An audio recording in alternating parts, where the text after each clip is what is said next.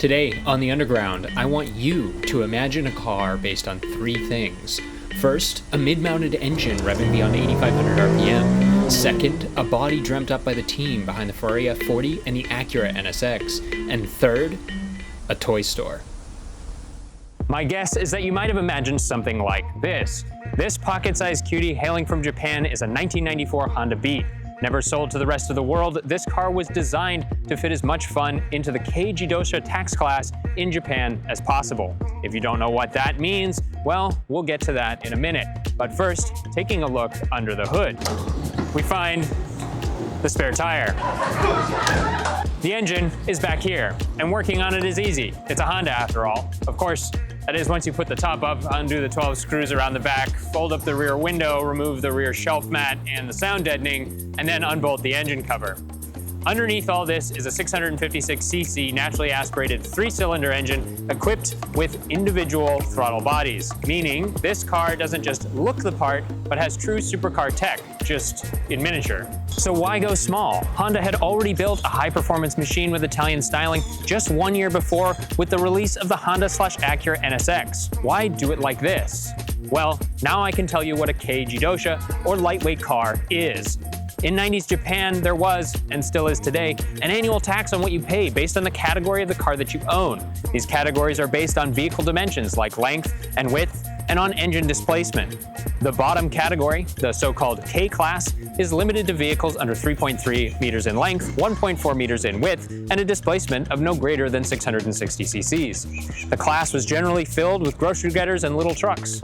Are you still calling those Japanese mini trucks K trucks, like the letter K? Well, now you know it's actually pronounced Kei, and it's spelled like this.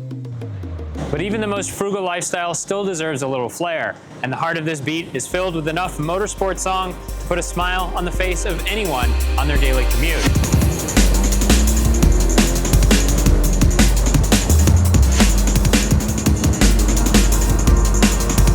Honda wasn't the only one taking shots at bringing excitement in small packages in the 90s. Suzuki produced a small front-engine mini Viper-looking thing called the Cappuccino, and Mazda went all out on their gullwing supercar wannabe, the AutoZam AZ1. Both of these cars were equipped with Suzuki's turbo 3-cylinder, squeaking out the maximum allowed horsepower in the K class with the use of forced induction.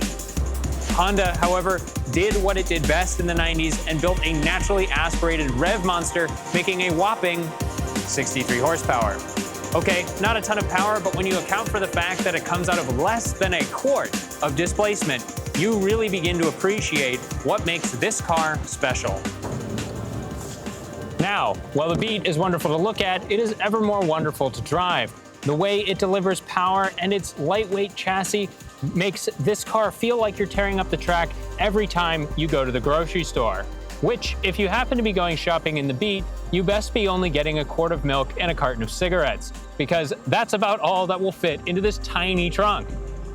But hey, interiors are great and all, but I think it's time we took it for a drive. Time for some open-air motoring.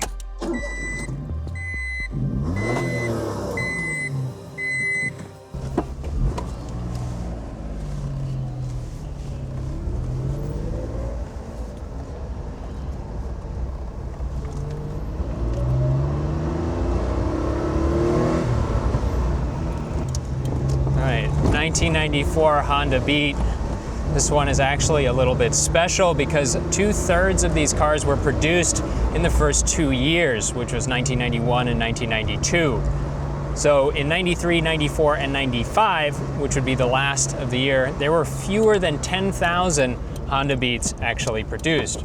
Now, this car itself is the highest trim that was available for these cars, the version Z, as it was called. So what you get with the version Z, well, you get alloy phone dial wheels, which are stunning. You get a black dash cluster, which I don't know if they just put a different vinyl sticker on here. You got optional mud flaps, an exhaust trim, and a rear spoiler. This car was optioned without that rear spoiler, but looks great nonetheless. So what's it like to drive? Well, I can tell you that it's slow. There we go. but it's not all about speed. 2 red line pulls through first and second gear, and we're going a whopping 28 miles an hour. So you really lean into this car, and people think you're driving a McLaren at 100 miles an hour, but really you're going 28 in a 35. All right, so what's it like to drive a 1994 Honda Beat version Z? Well, the best thing I can say is that it just brings a smile to your face. It really is a cute and whimsical vehicle that not only brings smiles to the drivers, but smiles to everyone around you.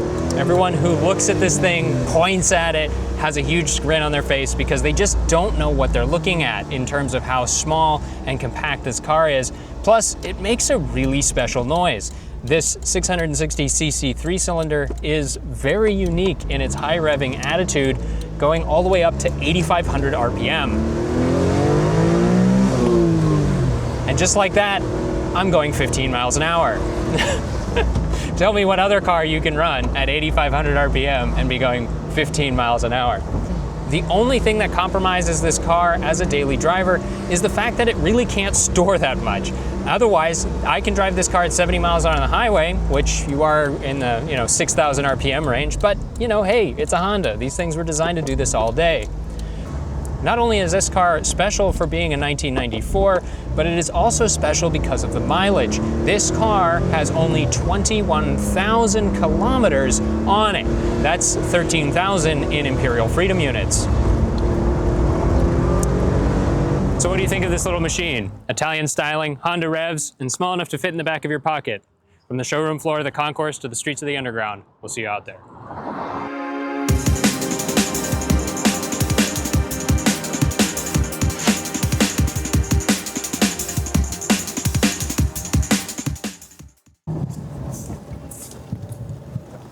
Now, while the Beat is wonderful to look at, it is ever more wonderful to drive. The way it delivers power and its lightweight chassis makes it feel like you're getting passed by a Tesla at the track every time. So close.